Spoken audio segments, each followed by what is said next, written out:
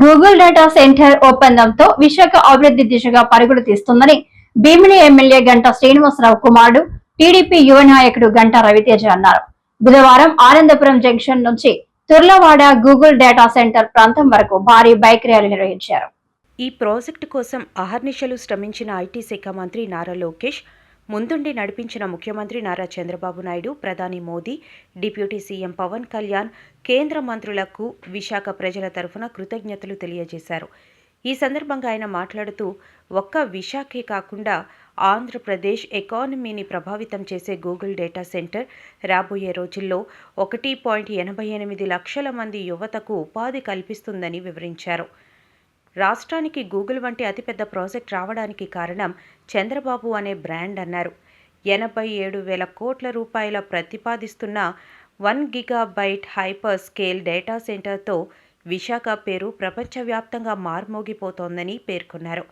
ముందుగా ఆనందపురం జంక్షన్లోని ఎన్టీఆర్ విగ్రహానికి గంటా రవితేజ పూలమాలలు వేసి బైక్ ర్యాలీని ప్రారంభించారు. ముఖ్యమంత్రి చంద్రబాబు నాయుడు, ప్రధాని నరేంద్ర మోదీ, ఐటీ శాఖ మంత్రి Nara Lokesh, deputy CM Pawan Kalyan, MLA Ganta Srinivasa Rao చిత్రపటాలకు గంటా రవితేజ, కూటమి నాయకులు పాలాభిషేకం చేశారు.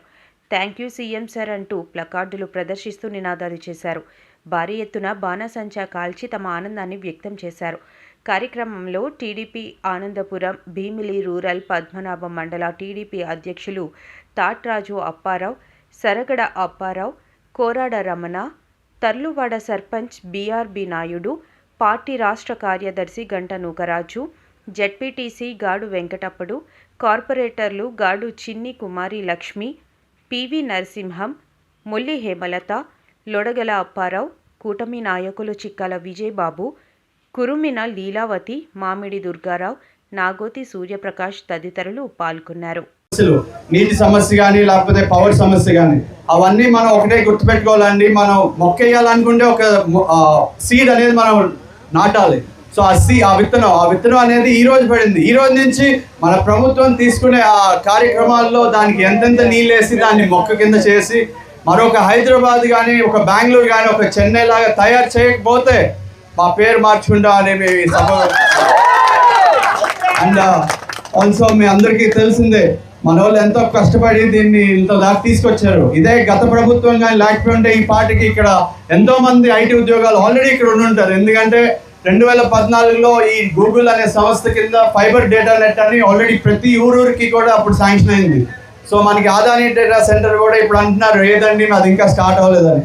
అరే మీరు ఆ లక్కీ సీఎంకి ఒక ఛాన్స్ ఇచ్చారు, ఇంకా అది లక్కీ అయిపోయింది.